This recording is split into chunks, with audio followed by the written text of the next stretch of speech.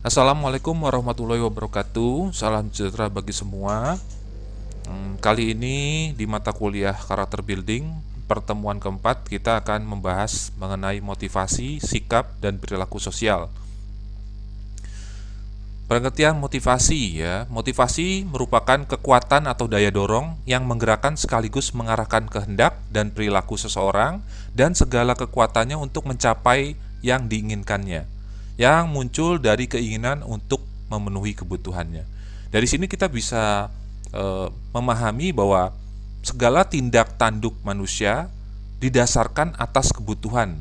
Hal ini yang mendorong orang melakukan sesuatu, ya. Jadi eh, salah besar jika ada orang yang menyatakan bahwa tindak tanduk manusia tidak memiliki motif, ya. Jadi seorang bertindak karena ada motif, ya, ingin memenuhi kebutuhannya. Nah, makanya orang terdorong untuk melaksanakan kegiatan atau tindakan tersebut. Nah, bicara tentang motivasi, ya, atau kebutuhan ini yang didasarkan oleh setiap manusia ada, kita akan bicara tentang kebutuhan, teori kebutuhan dari Abraham Maslow. Nah, siapa sih Abraham Maslow? Ya, Abraham Harold Maslow ini adalah seorang psikologis, ya, yang lahir pada tahun 1908, ya. Nah, dia seorang psikologis yang belajar tentang kualitas positif dari manusia, ya. Dan akhirnya tahun 1954 dia menciptakan teori kebutuhan, hierarki kebutuhan, ya. Nah, bisa Anda lihat sendiri teori kebutuhan, hierarki kebutuhan dari Maslow. Pertama di sini ada kebutuhan psikologikal yang paling bawah, ya. Apa kebutuhan psikologis? Terdiri dari bernafas, ya, makanan, minuman, seks, ya, tidur dan lain-lain sebagainya. Yang kedua, di tingkat selanjutnya ada kebutuhan safety, ya, atau akan keamanan, ya. Di sini terdiri bisa keamanan dari tubuhnya aman, ya, dari pekerjaan, ya, resource, ya, sumber-sumber, ya. Selanjutnya yang ketiga ada di tahap selanjutnya kebutuhan antara love and belonging, ya, adalah cinta dan rasa memiliki, ya, berteman, ya, keluarga, seksual, intimasi, ya. Selanjutnya di tahap ada yang namanya esteem, itu kebutuhan harga diri, ya, ya, harga diri kita, ya, percaya diri, meraih sesuatu, ya, menghormati orang lain, ya, dihormati oleh orang lain, ya, dan lain-lain sebagainya.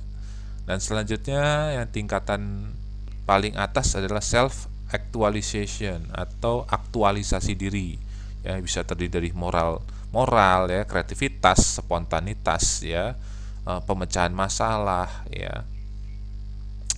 Nah, ini hal-hal inilah kelima hal inilah yang masuk dalam teori kebutuhan. Nah, perlu diketahui dari teori kebutuhan Maslow tersebut, yang paling dasar dari kebutuhan tersebut harus terlebih dahulu terpenuhi sebelum kebutuhan-kebutuhan di atasnya dapat kita penuhi nantinya, ya. Jadi tidak akan bisa kita memenuhi kebutuhan yang di atas sebelum kita mendapat pemenuhan kebutuhan yang paling bawah atau paling dasar, ya, yaitu kebutuhan dari psikologi sendiri. Nah, ini akan kita bahas, ya. Yang pertama, physiological need atau kebutuhan fisik, ya. Kebutuhan kita untuk makan, minum, ya, kebutuhan fisik, tidur, bernafas, seksual dan lain-lainnya. Kebutuhan ini merupakan kebutuhan tingkat terendah atau disebut pula sebagai kebutuhan paling dasar atau basic need, ya. Yang kedua, safety need atau kebutuhan rasa aman.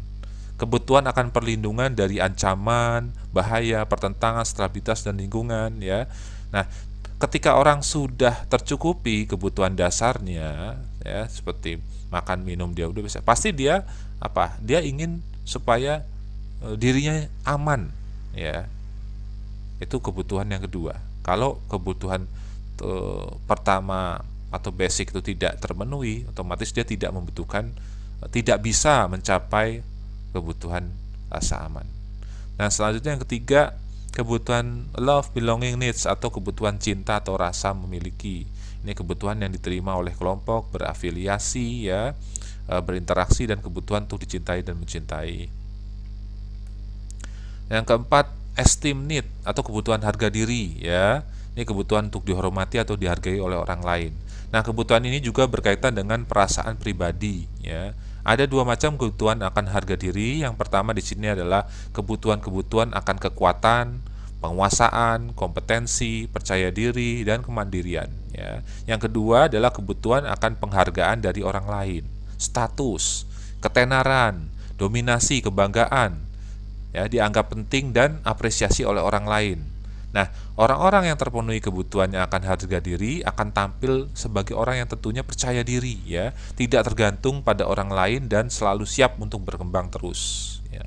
Selanjutnya yang kelima ada self actualization need atau kebutuhan aktualisasi diri ya. Ini adalah kebutuhan paling puncak ya. Adalah kebutuhan untuk menggunakan kemampuan, skill, dan potensi kebutuhan untuk berpendapat dan mengemukakan ide-ide, memberi penilaian serta kritikan terhadap sesuatu. Nah, ini hal yang paling tinggi ya, kebutuhan aktualisasi diri tersebut. Nah, kelima kebutuhan tersebut inilah yang melandasi seseorang untuk bertindak atau melakukan tindakan atau menggerakkan seseorang untuk berbuat sesuatu ya. Nah, selanjutnya cara memotivasi diri ya. Memotivasi diri melalui rasa percaya diri. Pertama, hindari mencari-cari alasan. Ya, yang A ini hindari mencari-cari alasan. Kadang kita bisa tahu kegagalan kita, keterlambatan kita, ya, atau hal-hal yang bisa dibilang kita tidak bisa sukses atau menjalankan dengan baik. Kadang-kadang orang langsung cepat-cepat menyalahkan sesuatu, ya. Hindari mencari-cari alasan, ini kita harus hindari. Wah, saya terlambat pak karena saya harus membantu ibu saya dulu. Berarti kan dia menyalahkan ibunya karena dia terlambat ya. Atau wah saya terlambat karena macet. Wah, itu hal-hal yang mencari alasan tersebutlah yang harus dihilangkan ya. Wah, saya nggak bisa sukses pak karena saya dihalangi oleh orang tersebut ya.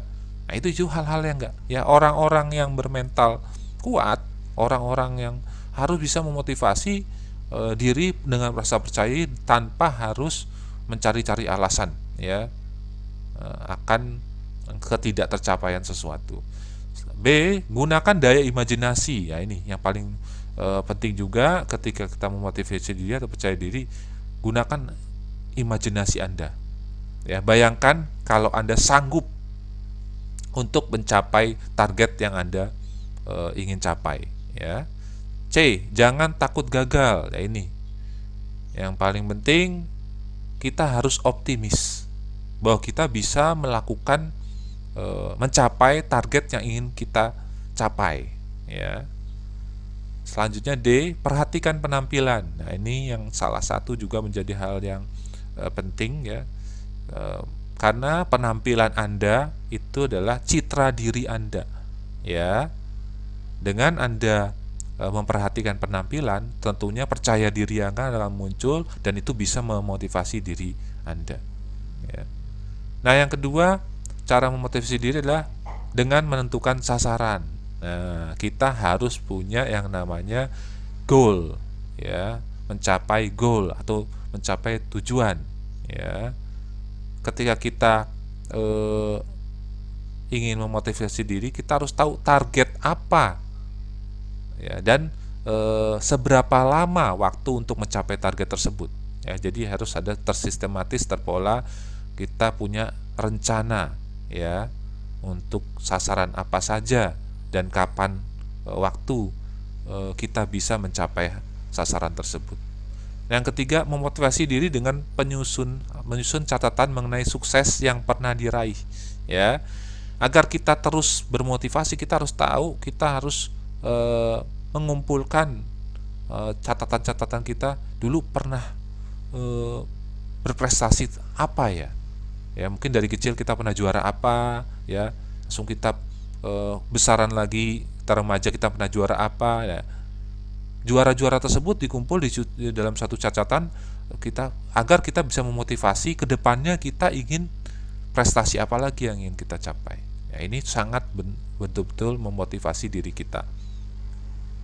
Nah, sekarang kita bicara tentang kebutuhan, berarti kita bisa juga bicara tentang jendela Johari. Ya, ini teori jendela Johari ini sangat terkenal ya dalam mengungkap diri kita ketika kita berinteraksi dengan orang lain. Ya, nah kenapa teori ini disebut dengan jendela Johari ya? Karena penemu dari teori ini adalah Joe Lutz ya. Joe ini sebenarnya Joseph Lutz dan Harry Ingham ya. Nah, makanya Joe-nya itu adalah Joseph, Harry-nya Harrington ya. Sebenarnya di sini bukan Harry tapi Harrington ya, nama panjangnya. Ya. Oke, kita bicara tentang daerah-daerah dalam diri kita. Nah, bisa kita tahu yang pertama dalam teori jendela Johari ya adalah daerah terbuka. Ya, daerah terbuka inilah daerah di mana informasi tentang diri kita ya kita ketahui dan orang lain juga mengetahui informasi tersebut. Ya, di sini ada sebutannya daerah publik ya atau daerah publik ya. Kita tahu tentang diri kita dan orang lain juga tahu tentang diri kita. Jadi ini hal-hal yang sifatnya tidak rahasia, biasanya kita akan selalu berbicara kepada orang lain tanpa perlu ditutup-tutupi. Nah, sehingga orang lain tahu, kita juga tahu ya. Nah, selanjutnya kedua daerah buta atau blind spot ya. Daerah ini daerah di mana diri kita tidak tahu tentang diri kita sendiri, tapi orang lain tahu tentang diri kita. Ya. Ini berarti kita di sini adalah harus bisa introspeksi diri. Ya. Banyak menerima masukan-masukan dari orang lain, kritikan ya, agar kita bisa tahu apa kekurangan atau sesuatu yang kita tidak tahu dari diri kita. Ya, terbuka. Ya. Nah, selanjutnya daerah yang ketiga adalah jendela daerah tersembunyi ya. Daerah di mana diri kita tahu tentang kita ya, kita tahu dengan diri kita sendiri, tetapi orang lain tidak tahu. Nah, di sini kenapa hal tersebut terjadi? Karena memang kita menyembunyikan hal-hal atau informasi yang tentunya kita orang lain itu tidak perlu tahu apa tentang diri kita ya. Jadi tidak semua informasi kita berikan kepada orang lain sehingga orang lain tidak tahu tentang diri kita. Nah, di sini perlu adanya keterbukaan. Kalau kita ingin orang lain tahu ya kita terbuka apa adanya ya, jangan melakukan sesuatu yang ditutup-tutupi ya sehingga orang lain tidak tahu ya. Nah, yang terakhir adalah daerah tak sadar ya, atau bisa dibilang daerah misteri ya. Karena apa? Kita tidak tahu, orang lain juga tidak tahu tentang diri kita ya. Daerah misteri ini biasanya dikarenakan diri kita ini tidak sadar apa yang dimiliki oleh potensi diri kita sendiri, dan orang lain juga tidak sadar juga ya atas potensi diri kita ya. Nah, selanjutnya tentang target dan rencana pencapaiannya ya. Nah, nanti Anda di rumah buat bagan seperti ini, Anda harus buat rencana pencapaian Anda dari jangka waktu yang paling pendek, menengah, hingga yang paling jauh ya. Rencana hidup yang pertama, contohnya saya akan contohkan ya, 1 tahun itu apa yang ingin Anda capai ya. Nah, 1 tahun pertama mungkin Anda ingin di sini targetnya adalah masuk kampus ya. Bagaimana rencana penyampaiannya? Berarti Anda harus mendaftar ya kan. Mungkin di sini pertama kali Anda masih SMA, Anda mau keluar SMA, Anda punya target, gua harus kuliah ya. Targetnya adalah bisa kuliah di universitas ya. Rencana penyampaiannya bagaimana? Ikut ujian tes masuk ya dari suatu kampus. Yang kedua, mungkin di sini di 2 tahun setelah itu Anda punya target. Targetnya apa? Mendapatkan nilai-nilai bagus dari setiap semester. Dalam arti, wah, saya punya target IPK saya 3,0 ya, di atas 3 ya, dari setiap perkuliahan per semester ya. Rencana penyampaiannya bagaimana ya? Terus belajar ya. Selanjutnya target ketiga ya, 4 tahun Anda lulus. Ya kan? Jika Anda mau kuliah contohnya ya, mungkin di sini kalau Anda yang D3 lulus dalam waktu 3 tahun, tapi jika Anda S1 Anda lulus dalam waktu 4 tahun. Katakan targetnya sini 4 tahun ya. Ini ya untuk kalau Anda S1 itu lulus dari kampus ya dengan predikat terbaik, tepat waktu dan dengan predikat terbaik. Bagaimana rencana pencapaiannya tadi ya? Terus belajar dan mendapatkan IPK indeks prestasi yang bagus setiap semesternya ya. Nah, langsung tahun ke-6 ini rencana target Anda apa? Target saya sudah memiliki pekerjaan yang tetap.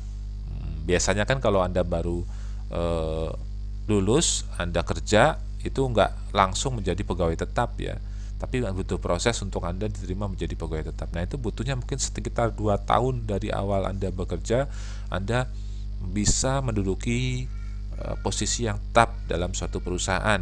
Nah, ini target Anda yang menjadi pegawai tetap suatu perusahaan. Rencana pencapaiannya gimana ya? Dengan target-target kerja yang produktif tentunya, ya kan? Selanjutnya yang 8 tahun ya. Target Anda setelah punya pekerjaan menikah, ya kan? 2 tahun setelah Anda punya pekerjaan yang mantap, ya, Anda menikah, ya. Sini rencana pencapaiannya gimana? Ya, pendekatan PDKT terhadap calon pasangan. 2 tahun ini ada PDKT dengan calon pasangan Anda. Dan yang terakhir 10 tahun ya, 2 tahun setelah Anda menikah, Anda punya target harus punya rumah contohnya. Bagaimana ya? Berarti di sini mungkin rencana penyampaiannya adalah mengambil kredit rumah, ya kan? RSS contohnya ya di situ. Nah, ini adalah salah satu bentuk target rencana dan pencapaian yang nantinya memotivasi Anda untuk mencapai target tersebut sesuai dengan waktu yang direncanakan. Baik, sampai di sini saja untuk pertemuan kali ini. Wassalamualaikum warahmatullahi wabarakatuh. Salam sejahtera untuk kita semua.